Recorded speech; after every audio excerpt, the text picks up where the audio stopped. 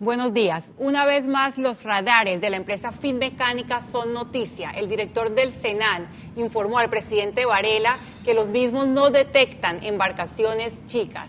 Con este y otros temas de actualidad empezamos este domingo Radar. A partir de este domingo me acompaña el doctor Ritter. Bienvenido, doctor Ritter, al Radar cada domingo como analista para aportar contexto y análisis.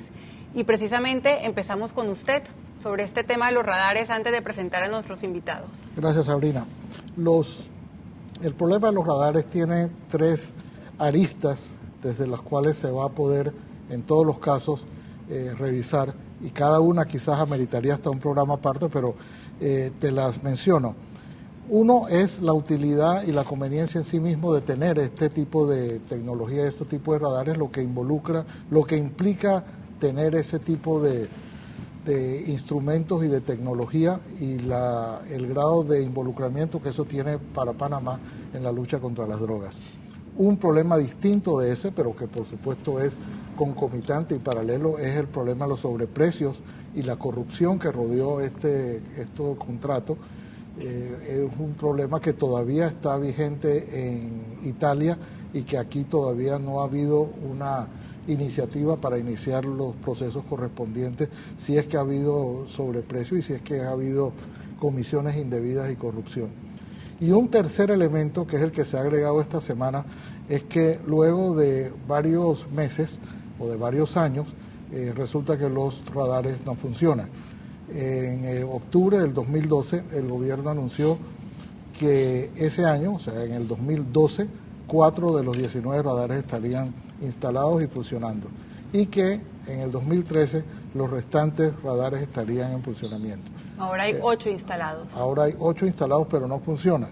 Y llegamos al 2014, mediados del 2014, casi al final del 2014, y no funcionan por algo que los técnicos llaman falta o carencia de calibración. Con lo cual hemos hecho un gasto que podremos analizar si era necesario o no, pero sobre todo debemos analizar es si esos radares van a funcionar o no van a funcionar y cuán necesarios eran para la lucha contra las drogas. Paso así a presentar nuestro panel. Nos acompaña Jaime Abad, exdirector de la PTJ. Bienvenido, Jaime. También Ebrahim Asbat, exdirector de la Policía, y Adolfo Linares, abogado, exdirector de la Cámara de Comercio y también exministro de Educación. Señor Abad, empiezo con usted. Su opinión sobre la compra de estos radares que no pueden ver embarcaciones chicas como las que llevan droga.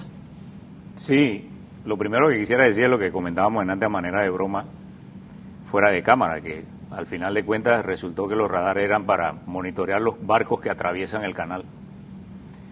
Entonces nos preguntamos, la sociedad civil, en el momento en que esta iniciativa del gobierno anterior tomó lugar, fuimos los primeros en cuestionar sobre la necesidad o no real para el país de adquirir en semejante cifra, estábamos hablando de 125 millones, esta tecnología en un país en donde no es usual que Panamá vaya a comprar este tipo de instrumentos para la vigilancia de nuestras costas. ¿Y por qué lo digo? Uso como marco de referencia la normativa que existía en ese momento y que sigue existiendo. Los tratados Salas-Baker, negociados entre el entonces ministro de Gobierno, Aníbal Salas, después magistrado de la Corte, y el gobierno de los Estados Unidos a través del secretario de Estado, el señor Baker. Este tratado estableció el marco en el cual toda esta tecnología podía ser incorporada o utilizada dentro del territorio y las aguas fuera del mar territorial para la vigilancia sin costo alguno para nuestro país. Y estamos hablando de la tecnología de punta número 1 en todo el planeta, la diseñada por los ingenieros del Ejército de los Estados Unidos. Y que es el principal promotor de esta guerra contra las drogas, por la cual Panamá se esfuerza en incautar drogas. Y un comentario final, mira, yo mantengo vínculos permanentes con los agentes de las agencias americanas radicadas en este país, y ellos me aseguran con toda propiedad que estos grandes decomisos que se siguen haciendo aquí en Panamá siempre viene del triángulo que se forma entre los radares ubicados en Key West, Florida, y los que tienen ellos en sus embarcaciones o en sus barcos de guerra, tanto en el Pacífico como en el Atlántico. En ese triángulo es que se detectan todas las lanchas y todos los cargamentos y todas las cosas. O sea que esos radares, a pesar que ya hay 8 instalados, nos sirven más bien prácticamente de florero que de un utensilio práctico y real para la lucha contra el narcotráfico. Los radares sirven de florero esta semana, señor Ebrahim. Escuchamos al exministro José Raúl Mulino diciendo que la gente que ataca la compra de los radares es gente que está en contra de la lucha contra el narcotráfico. Le está haciendo un favor a los narcotraficantes. Eso es totalmente falso. Yo creo que es una excusa. También oí las declaraciones de él esta mañana en otro canal de televisión y me recordó a Manuel Benítez, el cordobés, que era un gran toreador, pero también era un tremendo actor cuando toreaba en las arenas.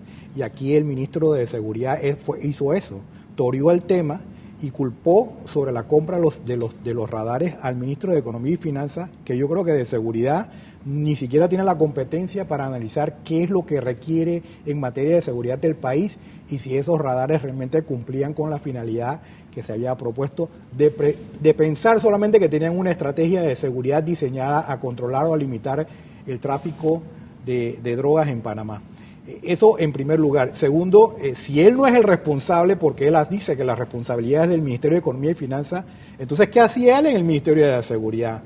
Si podríamos determinar que gobernar es decidir, sí, gobernar es decidir, pero gobernar no es pelechar, gobernar no es coimear, no es hacer negocios con los fondos del Estado y también saber la utilidad de lo que se va a comprar para los propósitos que el gobierno en su decisión haya considerado importante. Y aquí nada de eso pareciera ser importante. Es decir, ¿cuál fue la razón? ¿Cuáles fueron las condiciones técnicas del equipo que se estaba comprando? Pareciera que todos ignoraban inclusivamente lo que se estaba comprando, porque nadie ha salido a decir si realmente hubo un estudio técnico para comprar esos equipos, porque esos equipos, de acuerdo a las condiciones y la forma como opera el narcotráfico en Panamá, era lo que se requería. Y todos sabemos, hasta el más humilde panameño que lee periódico, que la mayoría del narcotráfico que se produce en las aguas territoriales panameñas se producen por este movimiento de lanchas rápidas, no vienen en los grandes buques, vienen en las lanchas rápidas y eso es lo que hay que detectar. Ahora, comprar un equipo equivocado para esos propósitos definitivamente que es desperdiciar el dinero del Estado y alguien tiene que asumir la responsabilidad si eso es cierto. Calibrar un equipo, sí, un equipo se calibra en el momento en que se instala, pero ya debe funcionar una vez que esté calibrado. Pero si un equipo constantemente lo tienes que calibrar, definitivamente que denota que hay un problema técnico en el equipo o el equipo no es el necesario para el tipo de operaciones que quiere realizar los estamentos de seguridad en Panamá en la lucha contra el narcotráfico. Las irregularidades en este contrato con Finmecánica vienen de hace mucho tiempo, las denuncias de irregularidades. El exdiputado Rosas dijo que Turquía compró 24 radares por 40 millones, mientras que Panamá compró 19 por 125 millones. Señor Adolfo Linares, ¿cabe la figura de revocar este contrato?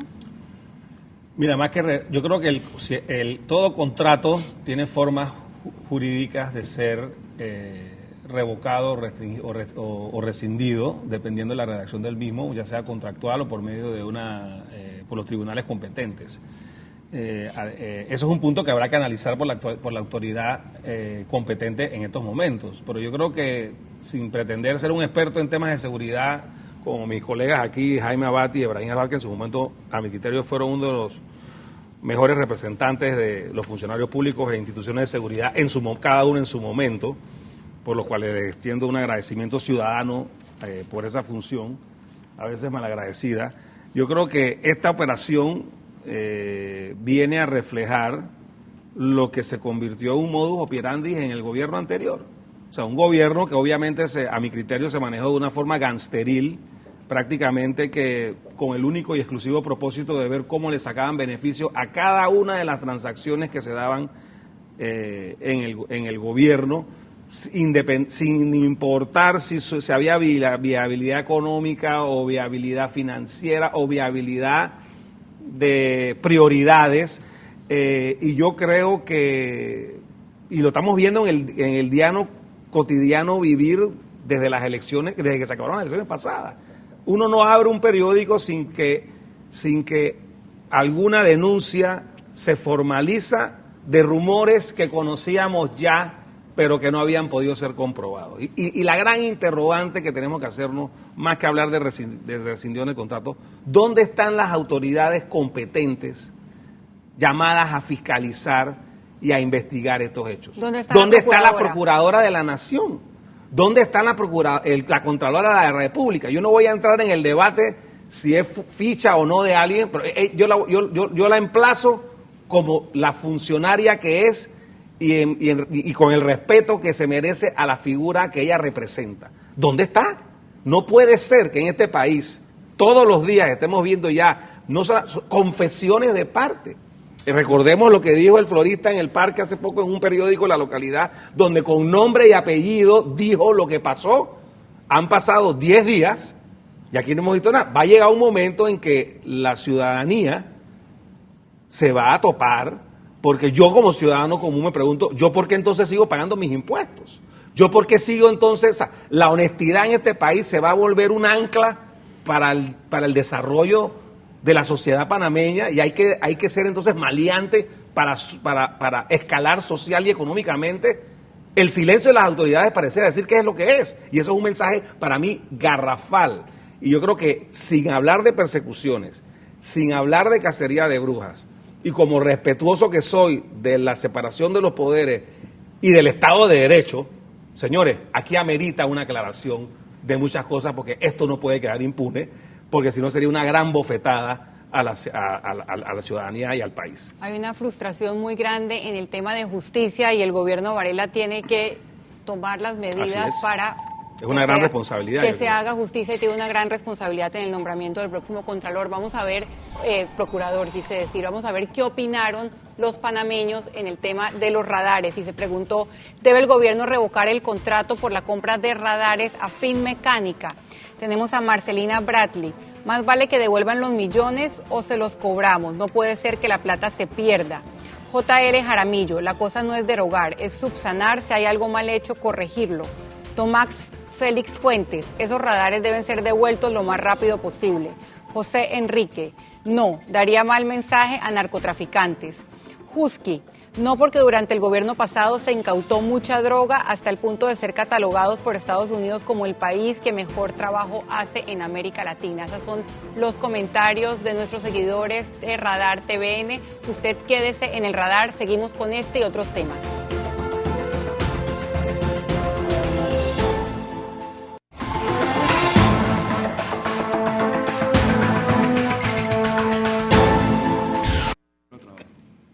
Seguimos hablando de los radares comprados a Finmecánica por el anterior gobierno y veíamos, señor Abad, una opinión de un tuitero diciendo las incautaciones por las cuales somos Panamá el primer país en incautación de droga en América Latina se lo debemos a los radares. Eso es correcto, pero no son los radares italianos.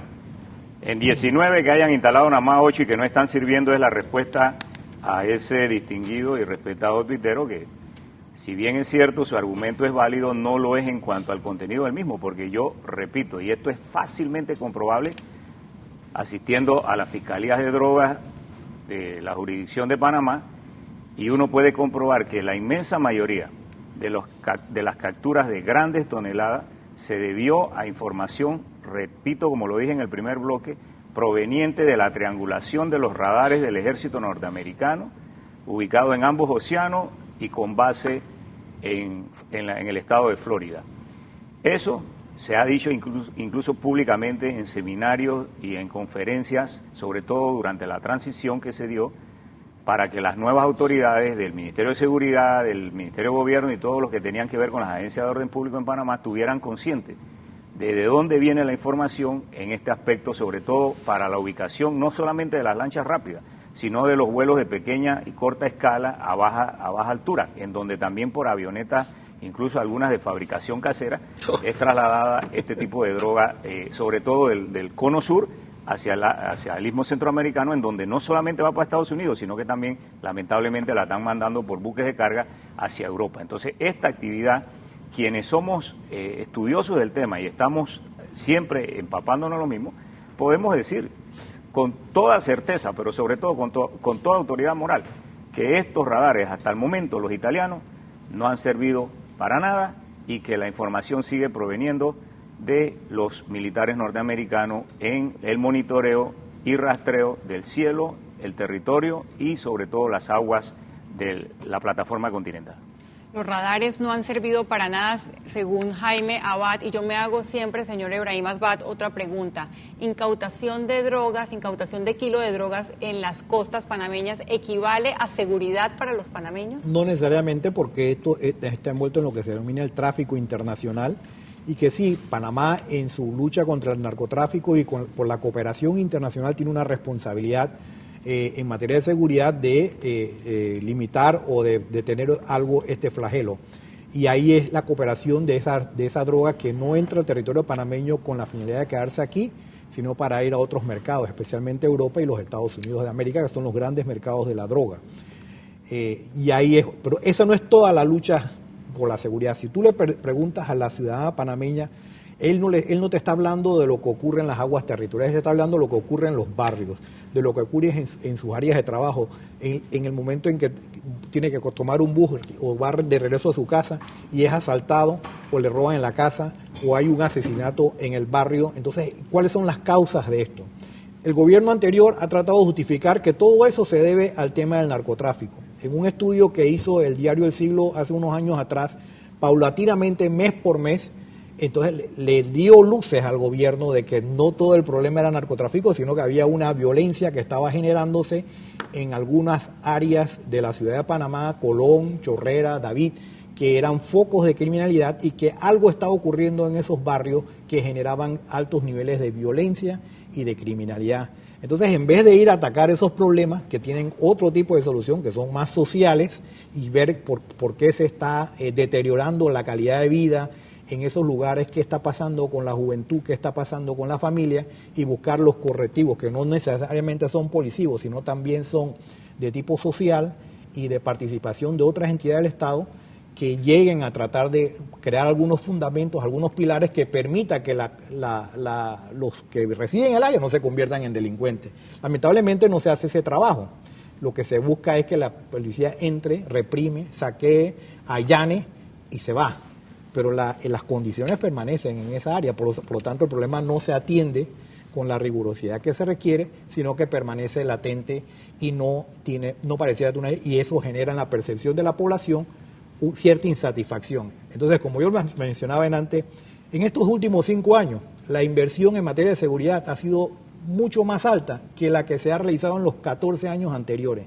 Y sin embargo, ¿y los resultados? Los resultados siguen siendo igual. Es decir, si tú le preguntas a la policía cuál es uno de los problemas más importantes del país, seguridad, y te dice que es el tema de la seguridad, entonces, ¿para qué se destinaron tantos millones de dólares en estos 5 años y cómo se utilizó ese dinero? Yo creo que una investigación te va a determinar todo el escándalo que hay en todo lo que es la inversión en seguridad pública en este país, que no solamente está en los radares, está también en los helicópteros, está también en las compras de la Policía Nacional, y que si empiezan a escarbar van a descubrir toda una operación mafiosa que ha funcionado en esto con la finalidad de lucro. Como decía el presidente de la República, ese afán de que el gobierno se convirtiera en un negocio, ¿no? Y es lo que realmente tenemos que reversar ahora, porque los gobiernos no son para hacer negocios, los gobiernos son para atender las necesidades de la sociedad y para servir. Entonces, ese tipo de conducta lamentablemente imperó en los 5 años. En esos 5 años mucha gente se fue con la ola, eran muy pocos los que eran críticos. Hoy la realidad nos está demostrando que esos 4 gatos que eran los críticos de ese nuevo modelo de gobierno, porque aquí se hablaba de un nuevo modelo de gobierno empresarial, básicamente era un modelo de gobierno criminal, mafioso, ¿no? Y esa realidad hoy la estamos descubriendo, y ojalá el gobierno siga investigando estos casos para que salgan a la luz pública y el país también se entere. de qué tipo de gobierno tuvimos estos 5 años. Ojalá se haga justicia y no quede esto solamente en los medios como ha solido ocurrir con los últimos escándalos y con todos los escándalos en este país. Señor Linares, por este caso y también por la vinculación de Walter Lavítola, se lleva a cabo una investigación en Italia donde es mencionado el expresidente Ricardo Martinelli y Panamá. ¿Qué pueden hacer las autoridades actuales para que se haga justicia también en Panamá? ¿Qué papel le cabe al Estado panameño en los procesos que se llevan en Italia? Mira, yo soy un fiel creyente del principio de la presunción de inocencia. Sin embargo, yo tengo que confesar que desde el primer momento en que salió esta trama a la opinión pública, a mí, desde el presidente Martinelli, como todos sus defensores, a mi criterio, por su mero comportamiento, demostraron que por lo menos había algo que esconder. Porque si yo estuviera en ese lugar, para mí lo más importante y lo más crucial sería que se aclarara el tema y no catalogarlo o tratar de desvirtuarlo como si fuera una novela. Aquí en Panamá, lamentable, yo no sé cuál es el punto judicial del tema, pero yo tengo entendido que la procuradora se apresuró a abrir un proceso, sin embargo lo cerró, sin embargo eso no causa cosa juzgada, porque la cosa, para que haya cosa juzgada o violación al principio del doble juzgamiento, tiene que haber un proceso judicial con una sentencia ejecutoriada, que eso no se ha dado. O sea, bien se puede abrir un proceso y la procuradora actual o la que venga, bien pudiera iniciar una investigación al caso.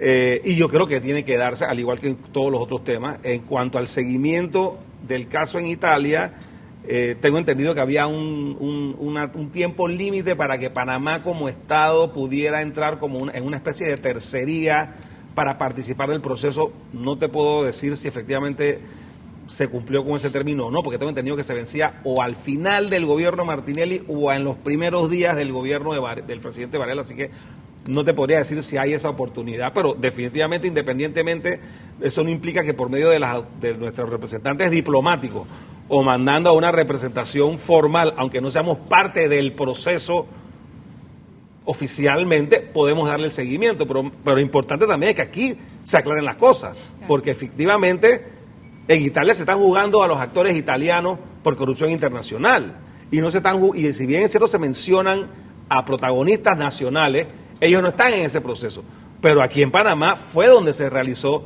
la supuesta corrupción, y digo supuesta partiendo del principio de presunción de inocencia. Hasta que no se compruebe. Hasta que no se compruebe lo contrario, pero todo parecerá indicar que vamos por un camino de culpabilidad, pero eso tiene que demostrarse. Entonces, yo creo que aquí la autoridad competente, yo vuelvo y repito e insisto, ¿dónde está la Procuradora General de la Nación?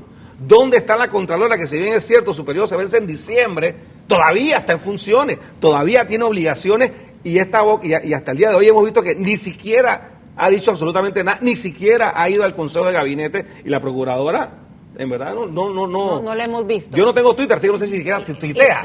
Pero tiene que decir algo. El gobierno de Varela tiene esas dos esposas y va a tener que ver cómo hace justicia o genera justicia sin tanta impunidad. Sí, pero no lo va a poder hacer quizás a través del órgano judicial, porque también el sistema en cierta manera está blindado, impiden la investigación y la penalización de estos actos. Sin embargo, tiene otros instrumentos que pudiese utilizar.